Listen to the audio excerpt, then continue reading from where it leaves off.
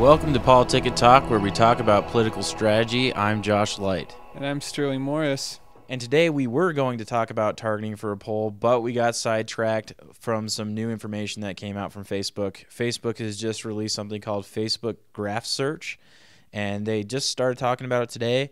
Basically, well, what is Facebook Graph Search? Well, basically, it's a search engine on your Facebook that will allow you to search what your friends like, where your friends live, things your friends are interested in. So from a consumer's perspective, for instance, you might want to find some new music. You could use Facebook Graph Search, and you could ask Facebook Graph Search, just like you would Google, what bands do my friends like, and it would create a bunch of suggestions. Or how many friends do I live in San Francisco? So let's say I go to San Francisco and I'm hanging out, and I want to hang out with some of my friends from Facebook. I could search that, and it would tell me which ones of my friends lived in San Francisco. It could find photos before 1995 and show all of those. And so it just searches through your friends and all the information that they've shared in their news feed and things that they've liked, and to help you find things that your friends are interested in. And it's a pretty big thing for Facebook. But how does this impact political campaigns? That's the big question. Well, there's a lot of things that are positive about this that you need to consider in this next election.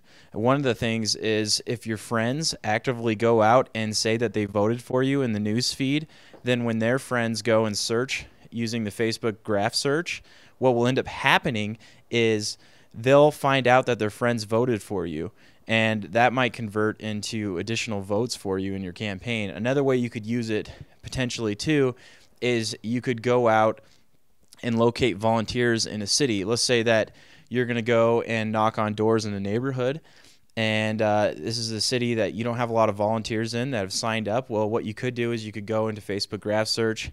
You could search for friends that live in that city, and it's likely that if they're friends with you, they might have a high probability of wanting to come out and help you knock on doors. Another thing that you can do is you can actually use it to grow your Facebook following. What you could do is you could look in your friends list, or look on Facebook for friends that like politicians that have similar views as you, and then you could contact them, because if you find out that your friends like a politician that's very similar to you, there's a high probability that they'll like you too. So it's a way that you can actually increase your following. There are some negative drawbacks to this, though, that you need to be considerate of.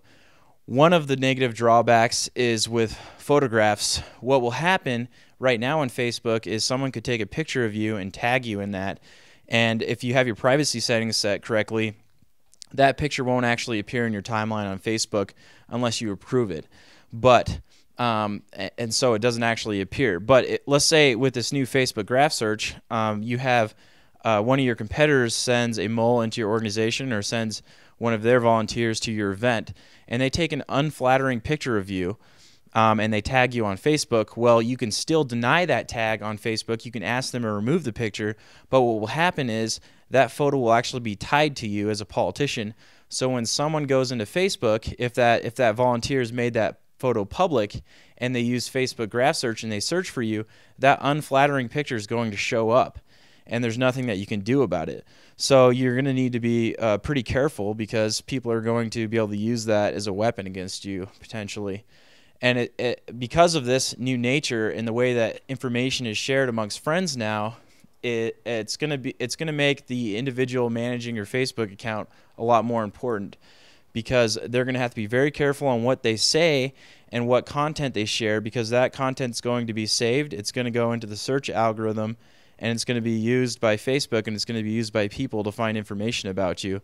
This new Facebook Graph Search, I believe, has a lot of potential. It's a lot different than Google's search, because it's data mining personal information from people and relationships and what people like, so that the data is really deep, and people tend to take recommendations from their friends very seriously. So it's going to have a big impact on political campaigns, and I'm excited to see how it's used in the 2014 and the 2016 election.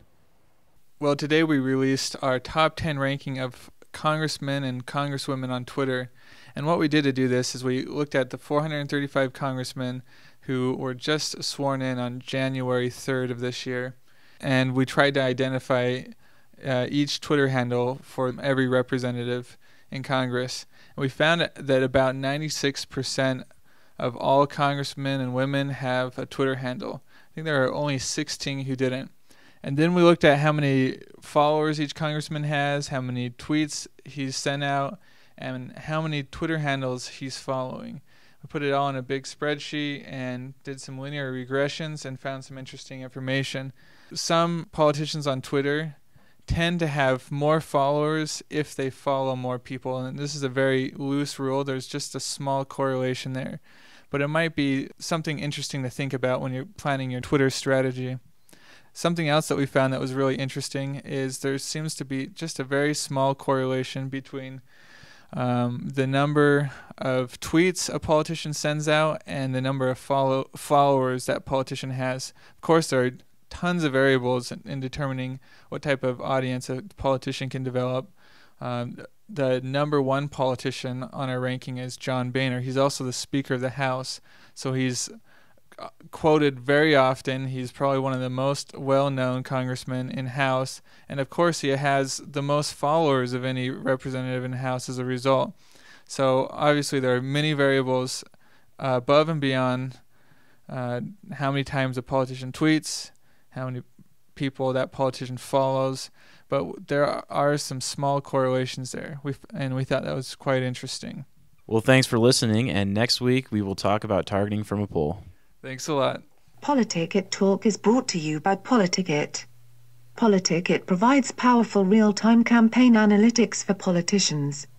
Contact PoliticIt if you would like to be a beta tester.